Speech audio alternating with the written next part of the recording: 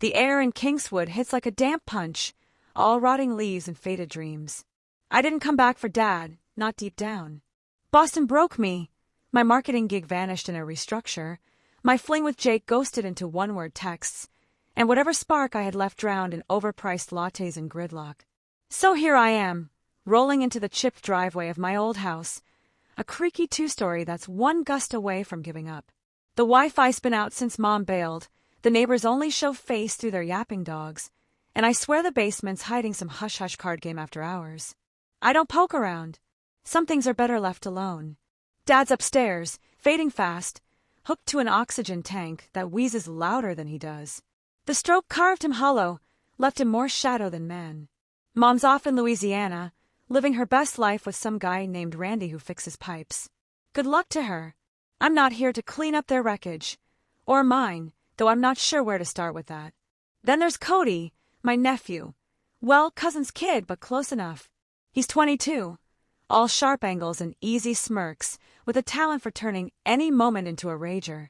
He rolled in last week, saying he's here to lend a hand. Hey, my foot! His version of help is hauling half the town's drifters to our backyard for bonfires, cheap cocktails, and playlists that shake the siding.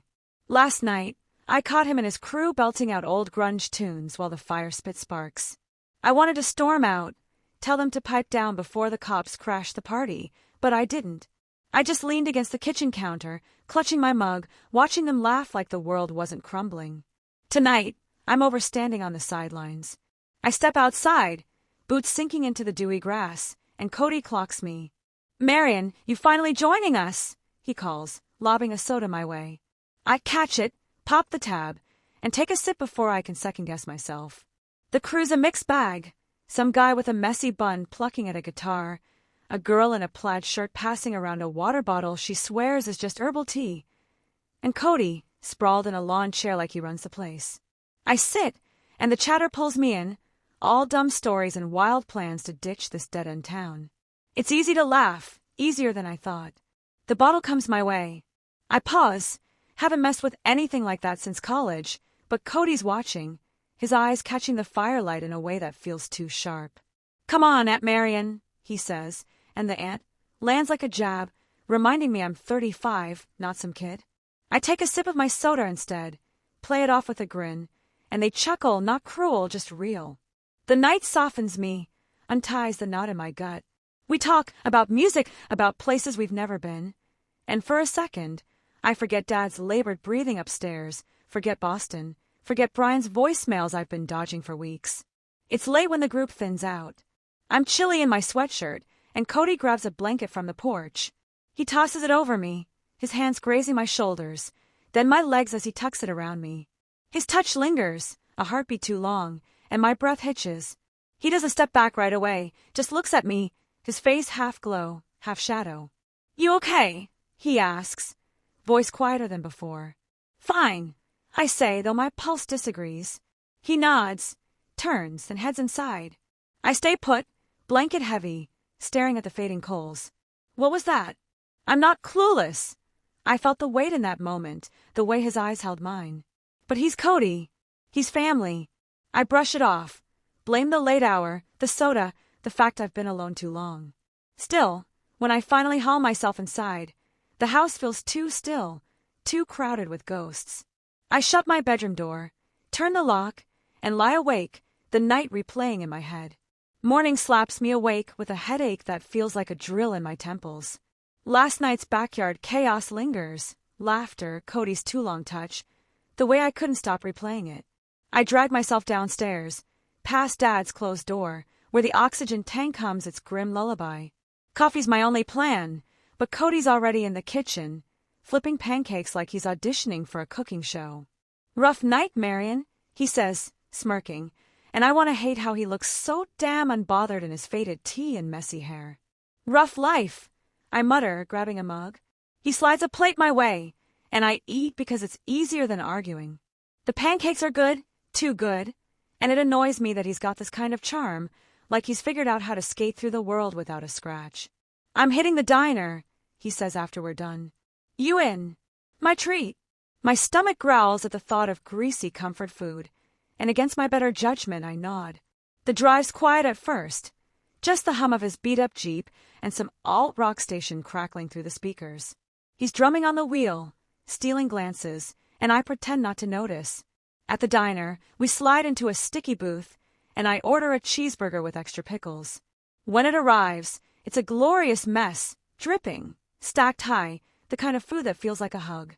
I'm mid-bite when ketchup smears my chin. Cody leans over, napkin in hand, and his fingers brush my neck as he wipes it off.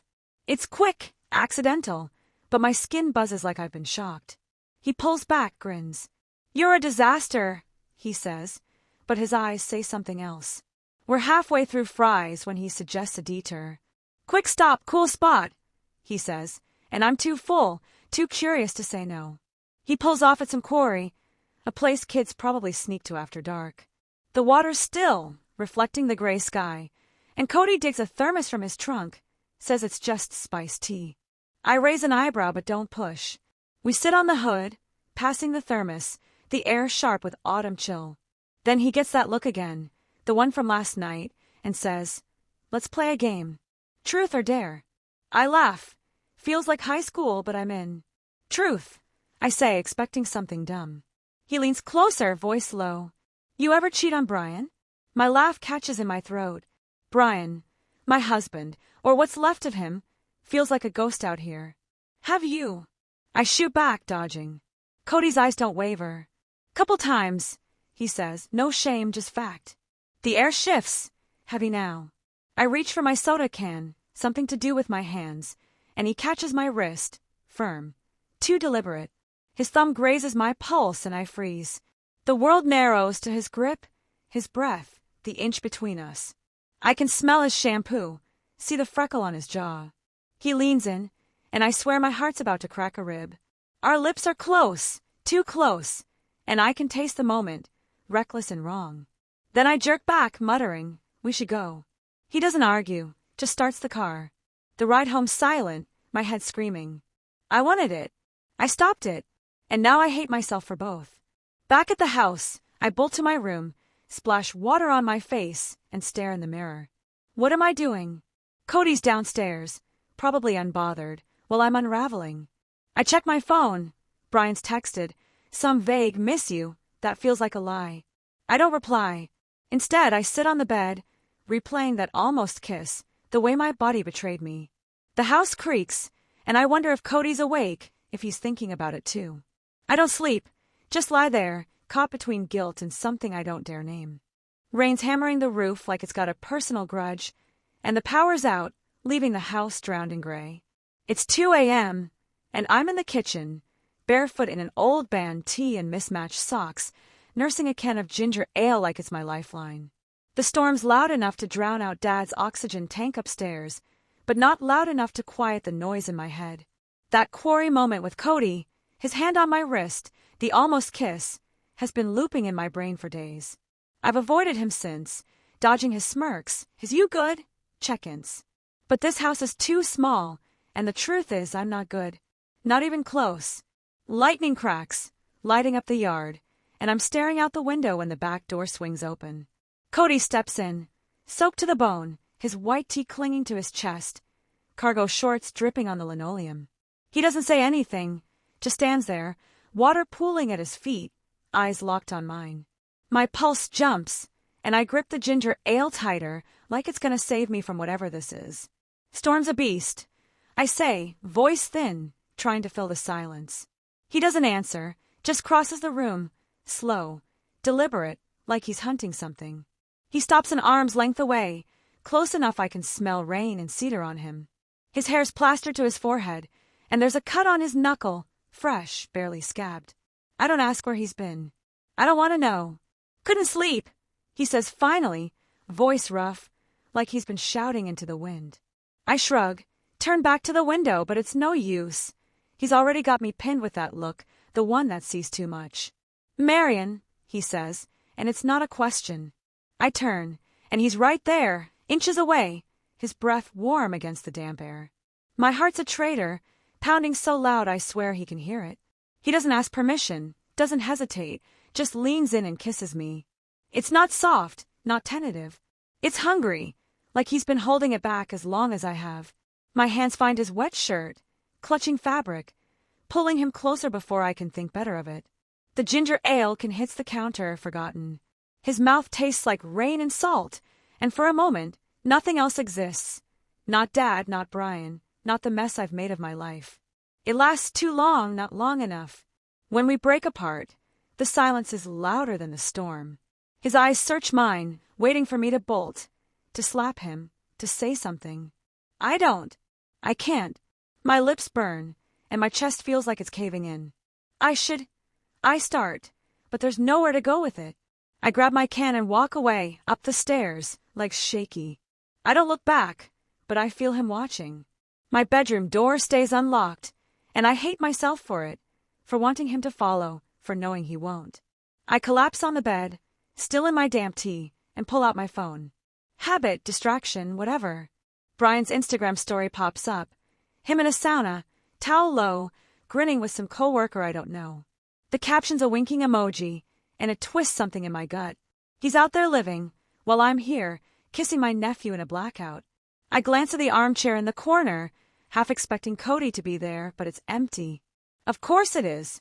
I set the phone down, screen dark, and lie back, the storm raging outside and in me. What did I just do? And why don't I regret it as much as I should? Morning creeps in, gray and heavy. The power's still out, and the house feels like a tomb. I don't go downstairs. I don't want to see Cody, don't want to face the mirror of his eyes. But I know I can't hide forever.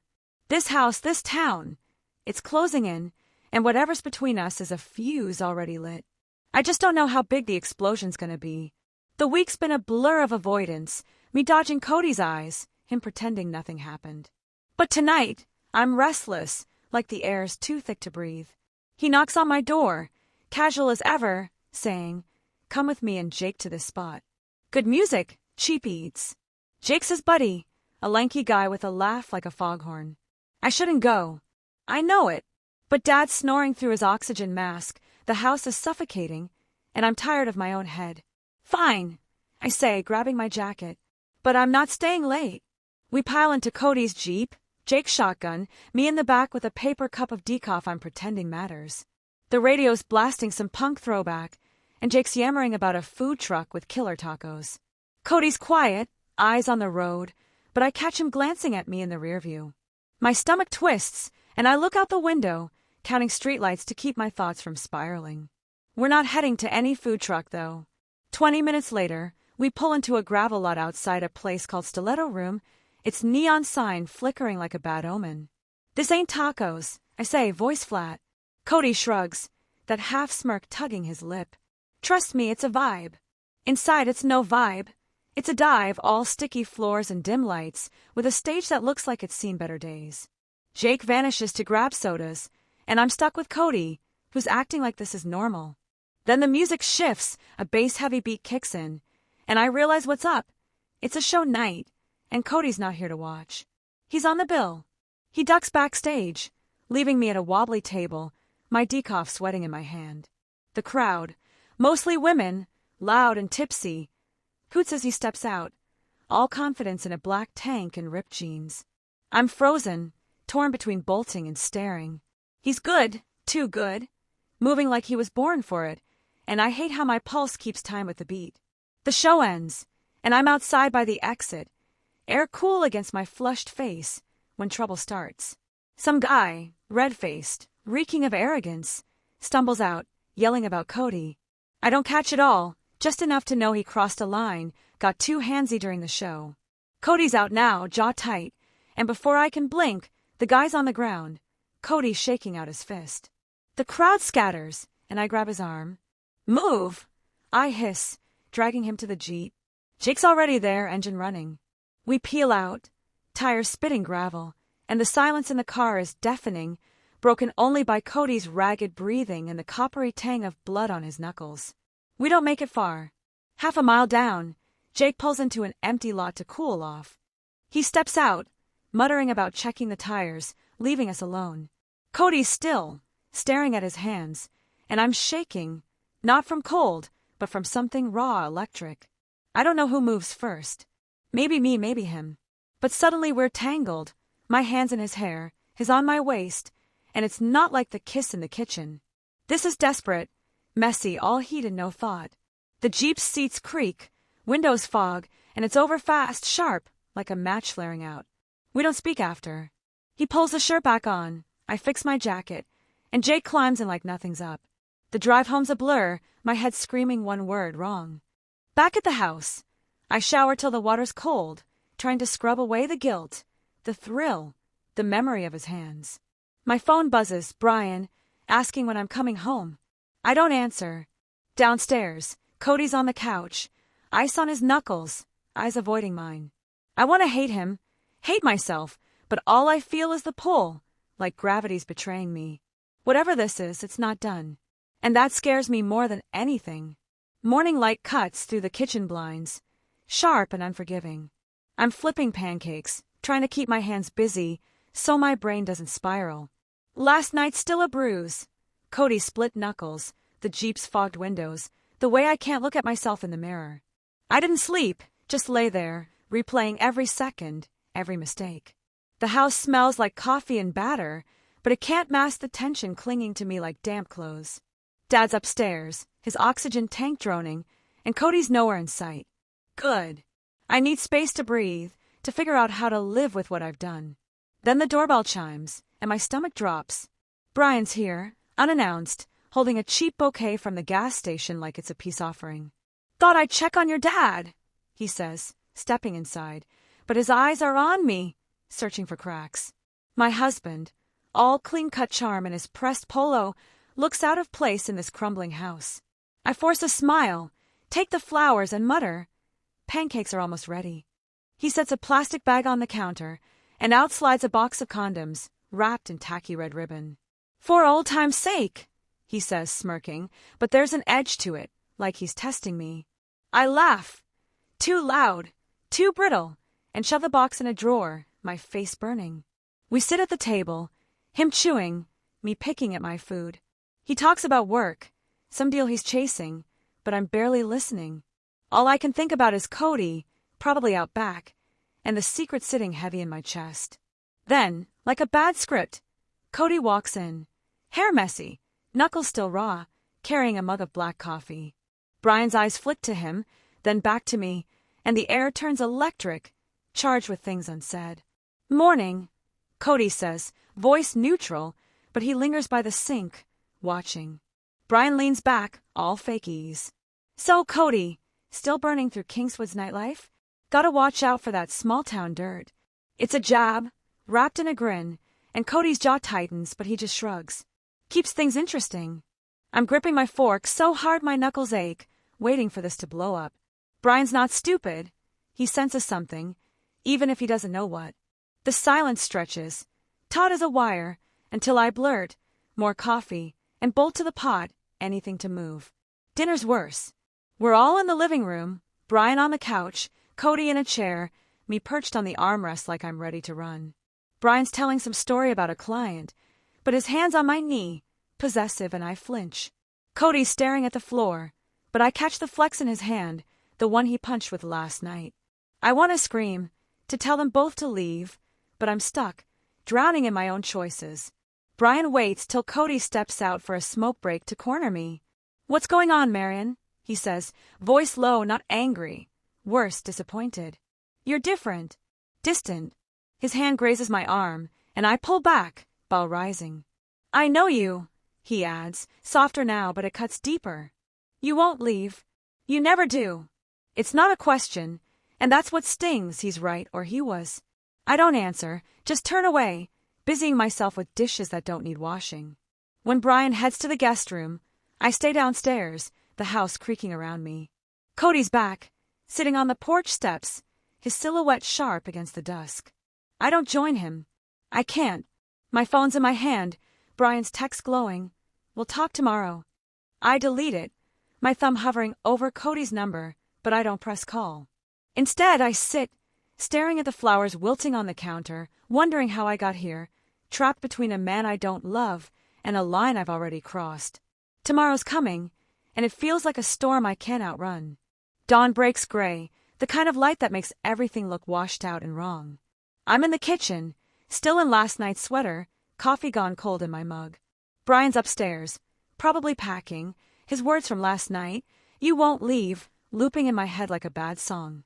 Cody's out back, splitting wood for no reason other than to make noise. Each crack of the axe a jab at my nerves. The house feels like it's holding its breath, waiting for me to break something. Myself, maybe. I don't know how to face either of them, not after the Jeep, not after Brian's hand on my knee like he still owns me. The mail slot clatters, and I flinch, expecting another bill we can't pay. Instead, it's a plain envelope, no name, no stamp, just my initials, MH scrawled in black ink. My gut twists as I tear it open. Inside, there's no letter, just photos, grainy but unmistakable. Me and Cody by the house, his hand on my arm, us in his Jeep at the Quarry, too close. A blurry shot from the stiletto room, my face half-lit, watching him on stage. My breath catches, sharp and shallow. Someone saw us. Someone knows. The pictures slip from my hands, scattering on the counter like evidence in a trial I'm already losing. I shove them back in the envelope, hard hammering, but the damage is done. They're real, and so is what I've done. Before I can think, my phone buzzes, a number I don't know. It's the clinic. "Miss Howell, I'm sorry," the nurse says, voice soft but final. "Your father passed this morning. Stroke. We found him in his room." The words don't land right, like they're meant for someone else. I mumble something, thanks, maybe, and hang up. Dad's gone. Just like that. Alone, while I was here, hiding from my own mess. I don't cry, not yet. I just stand there, the envelope burning a hole in my pocket, the house too quiet without his oxygen tank's hum. I grab my keys, no shoes, mascara smudged from yesterday, and drive to the morgue. The road's a blur, my hands shaking on the wheel. I don't know what I expect. Answers, closure, something. But when I get there, Cody's in the waiting room, slouched in a plastic chair, his jacket damp from the morning drizzle. My stomach lurches. He looks up, eyes raw, and I know before he speaks. "I sent them," he says, voice low, no apology in it. "The photos. I thought it'd make you choose." Choose? I laugh, bitter, barely a sound. "You think this is a game?" He doesn't flinch, just watches me, like he's waiting for me to hit him or hug him. I want to do both.